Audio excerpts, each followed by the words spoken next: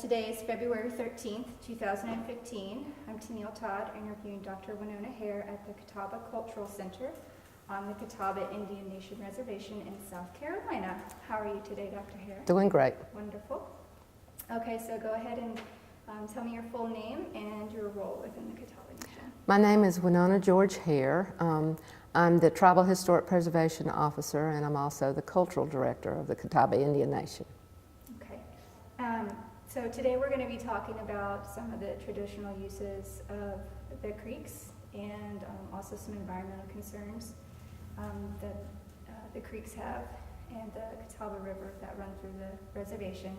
So I guess first, describe to me some of the traditional uses that the Catawbas use the creeks for.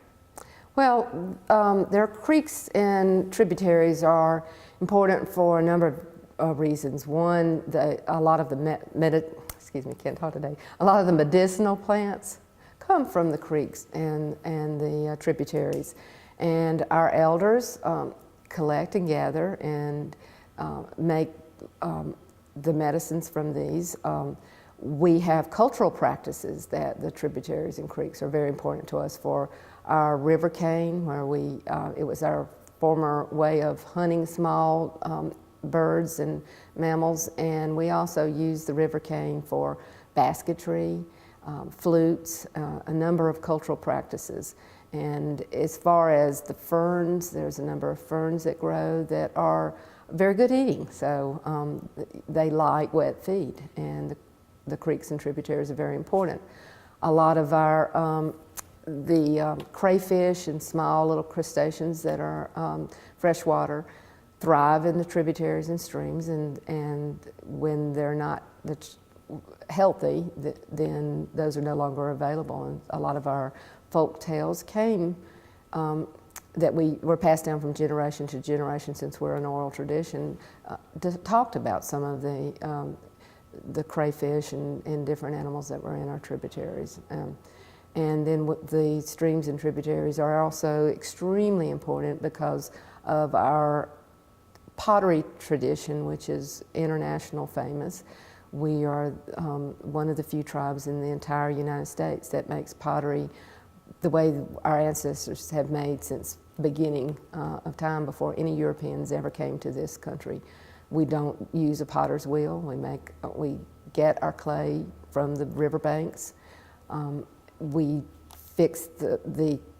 prepare the clay, which can take quite a long time, and then we make pieces from that, and they're burned in outdoor fire pits. So you could say a lot of the economic and art and culture comes directly from our streams and tributaries. What about the refrigeration? You were telling me about that last time. Several of our elders talked about the different streams that were on the reservation. Back in their day, they didn't have refrigerators, so they would take their cheeses or their milk and they would tie it up and put it in the streams because they were very cool. And that was their refrigeration, and they would pull it out when they needed something to eat or something to drink, and which I think is very unique. It just never occurred to me that would be a use of the streams. Do you know when they stopped doing that? No, I really do not know. I would assume when more and more refrigerators came into use, that culture and custom just kind of died out. Right. What about drinking or swimming? Well, there's fishing. We have Catawba fish baskets that are tribal members obviously fish in the Catawba River, and the drinking, I know of several tribal members that talk about one of the streams that's still in really good condition, that they actually drink out of it. So that when in our elders' time, almost all the creeks and tributaries were of good drinking quality. Not like today, unfortunately. Now there's a wagon trail that sort of follows one of the creeks here. Is it significant that that trail is along the creek, or is that just kind of where it went? Well, the historic wagon wheel trail was the commerce trail, if you would, for goods and services being brought off the Catawba River, and it was a good place to put in at the end of the trail. and they followed a natural progression that did follow the streams and creeks, which was an easier travel than going through the thickest part of the woods. So. Okay, so is that, so the ground that's next to the creeks and the bank, is that fairly stable ground then for them to be able to be just driving along that all of the time? Well, you're talking about horse and buggy, you Right, know, right. in wagons, and yes, I would, you know, because clay is a very good material as far as compaction goes. And as far as undergrowth, it's not something that continually has to be cleared out. And then once the path starts getting utilized, it pretty much stays a path just because of the traffic on there. See, I come from Florida, and anything near water is mud. Oh. You know, Well, now if it rains really, really bad, then yes, we have a hard time. So it just, you know, always surprises me that the ground is always so soft to water. So can we go into a little more in detail about the clay holes? I have heard that they're in some secret locations that aren't supposed to be shown. Is that true? Where our sacred clay hole site, which is the King's Bottoms clay hole site, is not unfortunately owned by the tribe. It is away from our tribe. But our ancestors have been going there since before European contact. It always is amazing when I think of the Catawba River that they used dugouts and went to the location, dug the clay, which I've been on a clay dig before. It's very hard work. Clay's not like sand, it's very heavy. And there would be a limited amount that you could actually put in the dugout and bring back. So modern day, we drive up, fill what we need with the big old barrels, and then put the area back in the state that we found it. But when you think about what our ancestors had to go through, that's amazing. Fighting the currents one way, having to make multiple trips because obviously you couldn't carry an awful lot in a dugout. Is it a trip up the Catawba River or one of the tributaries?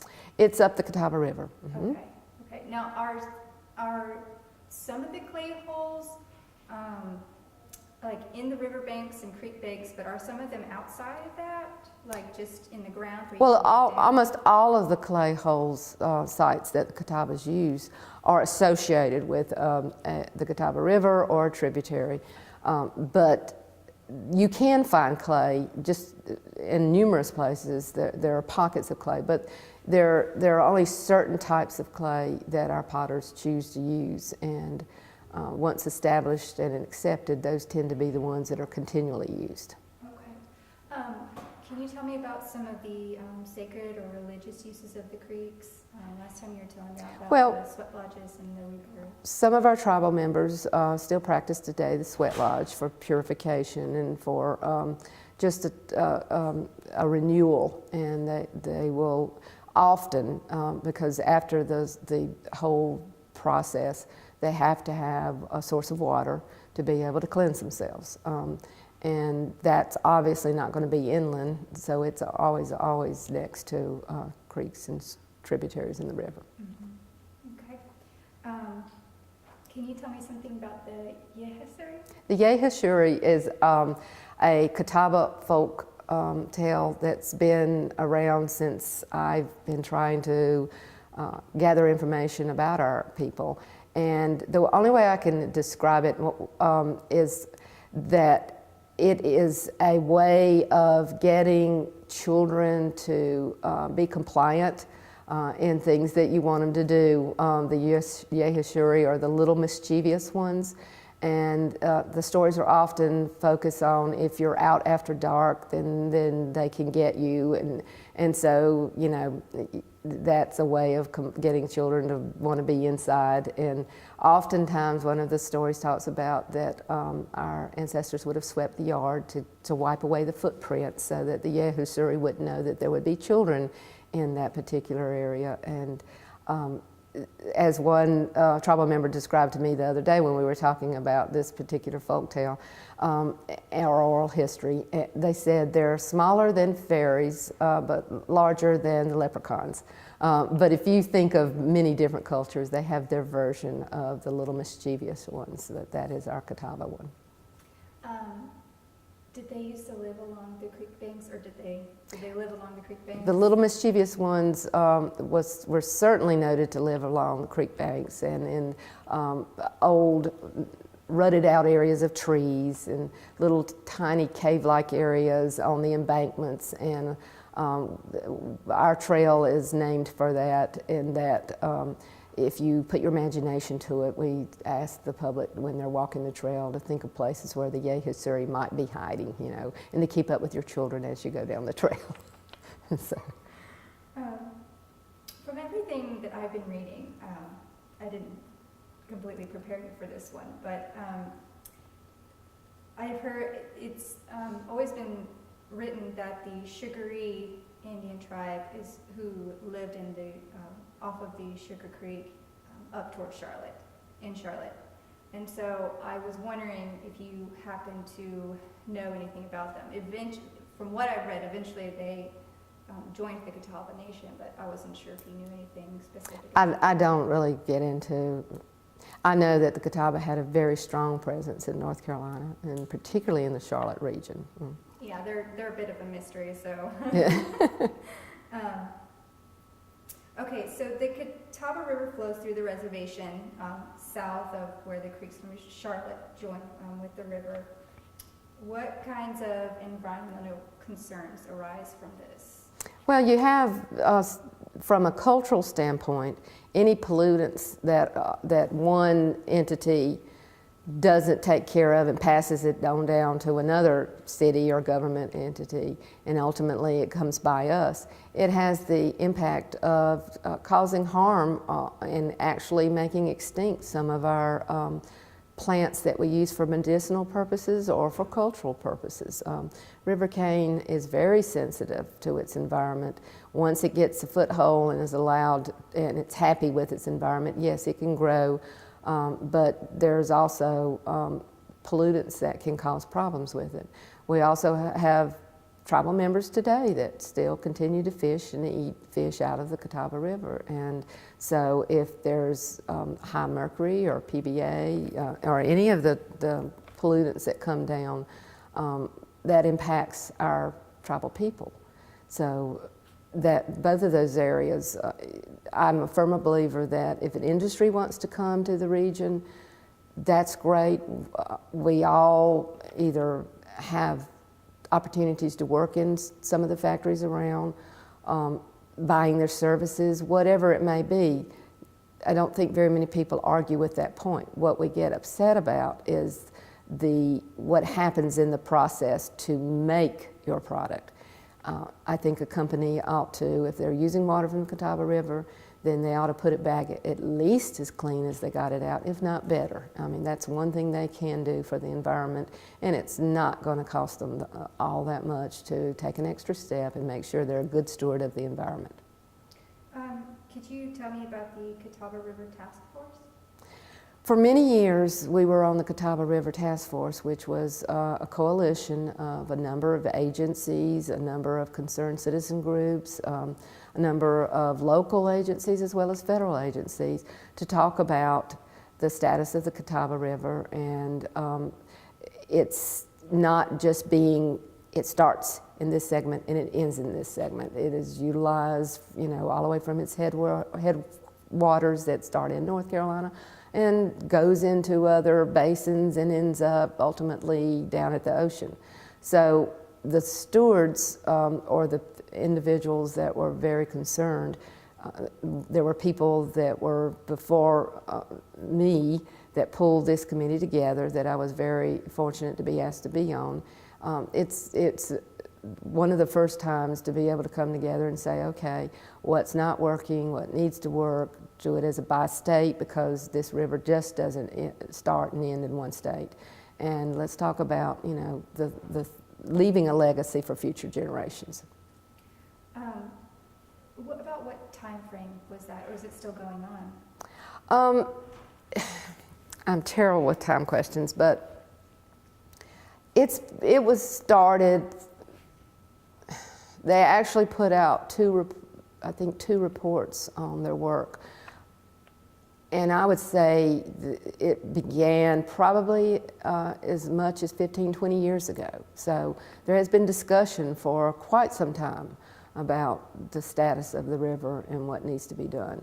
And out of that, there have been spin-offs in different committees, like water use, where individual corporations and businesses that are draining or needing to use the Catawba River, they're on this committee to talk about, okay, our needs are this. If we take what we need and don't leave any for other people, then you have recreational uses being impacted. You have, once again, all of the other things fall in line. Nobody can say, well, what I'm doing doesn't affect anybody. It does.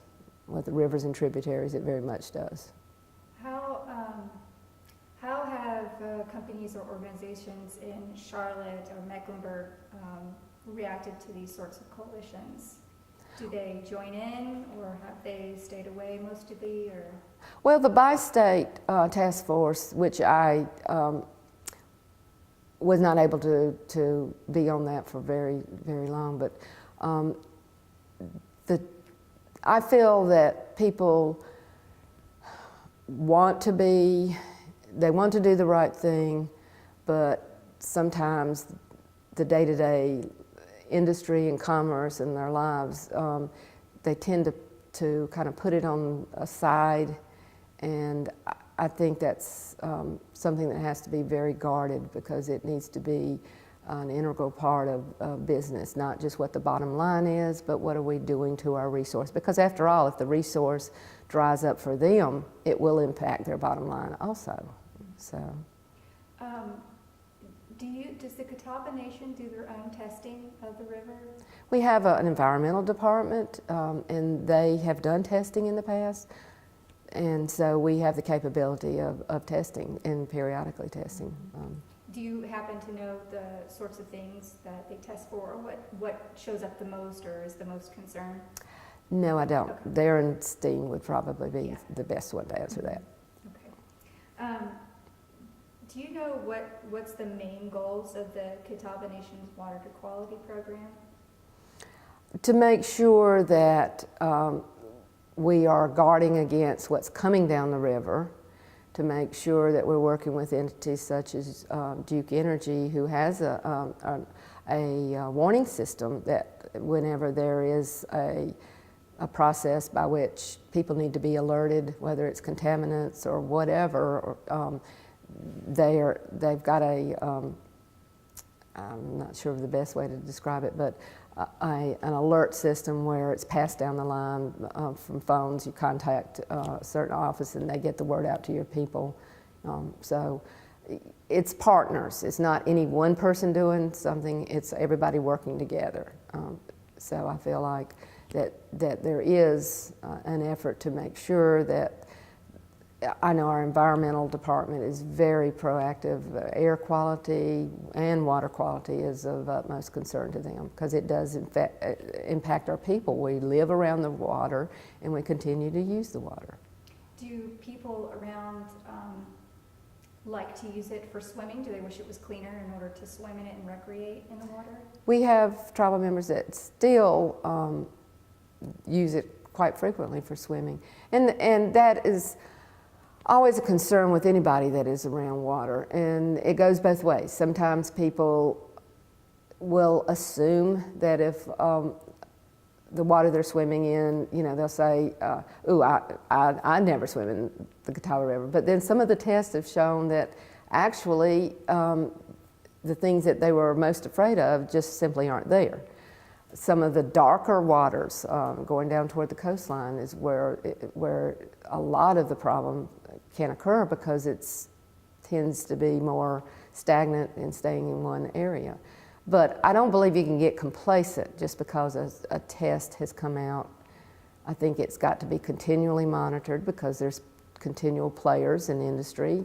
Not all of the water pollution comes from industry. I want to make that very clear, that You know, we have farms, we have runoff from waste from cattle and from fertilizer and crops, pesticides, you know, all of that is accumulative. So not one person can point their finger and say, you need to do a better job of protecting our river system. We're all guilty. If we dump that can of oil, it's going somewhere, and ultimately it will end up impacting our water systems. You know.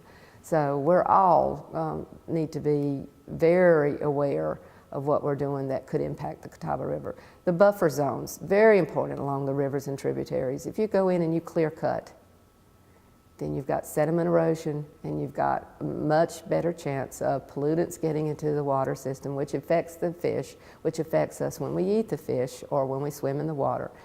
A lot of people don't understand buffer systems, even to this day. They look at it sometimes as an infringement upon their rights as a property owner, but I like to think of it as if you've got a buffer system and you're next to a water source, if you leave it in place, the natural nature, there are plants that grow, particularly in those regions, that their roots tend to either purify or hold in pollutants. So you're doing yourself a favor by keeping a buffer, not clear cutting straight to the river or to a lake, a pond, or anything. Are the buffer regulations different on the reservation than they are for the rest of the county or state? Well, that was one of the work of the task force, was to try to get people to have more knowledge about buffer systems. It wasn't mandatory, it was voluntary, and the tribe did adopt, one of the earlier ones to adopt a buffer system. And we tried very hard in the planning department. We have a great planning department in the Catawba Nation, and they tried very, very hard to be very mindful of the environmental and cultural concerns and look at the buffer as a natural way to ensure the health of our reservation. I guess we could probably agree that the Catawba River is probably not perfect, you know, in the water quality, but what do you think about the creeks and the streams, the tributaries that come off or go to the river that are on the reservation? Do we think that those are fairly clean and unimpaired, or do they have some problems as well? Well, I think that some of the problems that happens with them is because they haven't, when brush grows into the tributaries and the stream gets constricted, then that's when you have the problems with the water not being as fresh and as viable for plant life or you know, other animals, and it just, everything works together, you know. So when the creek's not flowing the way it used to, then the health of that stream and tributary is not going to be the way it used to be. So is there some sort of grooming going on with the tributaries sometimes then? some of the, there have been efforts with the tribal governments and with even our children's programs. We've had stream restoration projects, and I know that's one of the things that the tribe works with a lot of times. They've worked with different federal agencies to try to get rid of things that tend to clog up, a lot of the privet and different plant that tends to overwhelm an ecosystem. They've been very vigilant about trying to find out what it is and how we can get that taken care of. Sort of a general question, what do you think are the biggest external concerns affecting the quality of the water in the river and the tributaries? Well, if I had to sum it up, I would think that we have a problem with assuming that it's been there, so it always will be there. And it's not something that just is in your face every day. You just tend to rely on it, and you think, well, somebody's watching it. Somebody's taking care of it. Or surely somebody wouldn't be doing anything to harm the river. But when you start learning about the cumulative effects, then you quickly see that it's all the little things that we do that we need to be more aware of that does impact. And if you have a lot of little things and they come together, they're ultimately quite a big impact.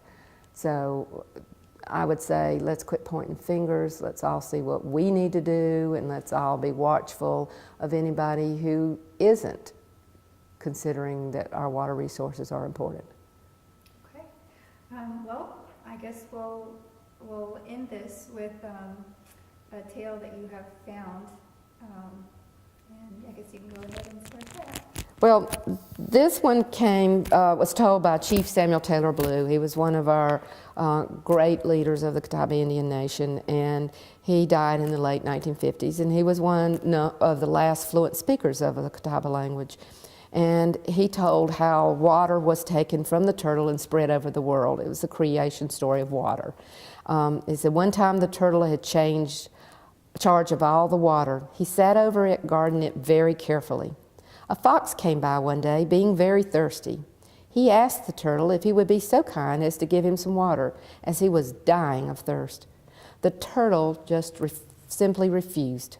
However, the sly fox took an opportunity to scratch a little runlet beneath the turtle's shell.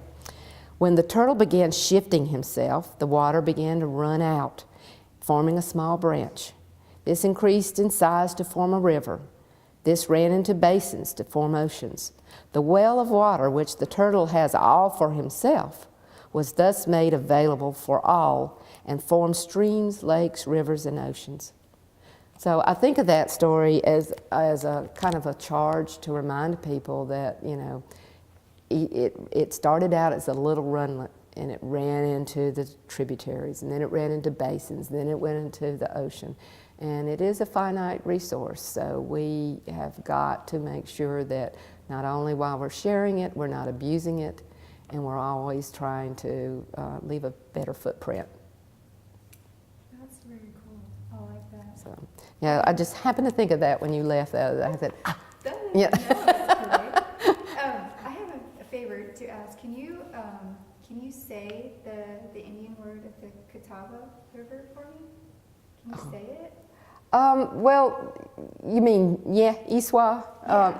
Well, Iswa, Nye Iswa would be the day of the Catawbas or river people. And Iswa is considered river people. The Catawba language is very complex. It depends on whether you're talking about plurals, you know, one person, female, male, all that. But Iswa is generally in most outside circles is what they equate with river people. Okay, cool. So, Thank you very, very you're much. welcome. I appreciate this. This was wonderful. Sorry I was late, but that we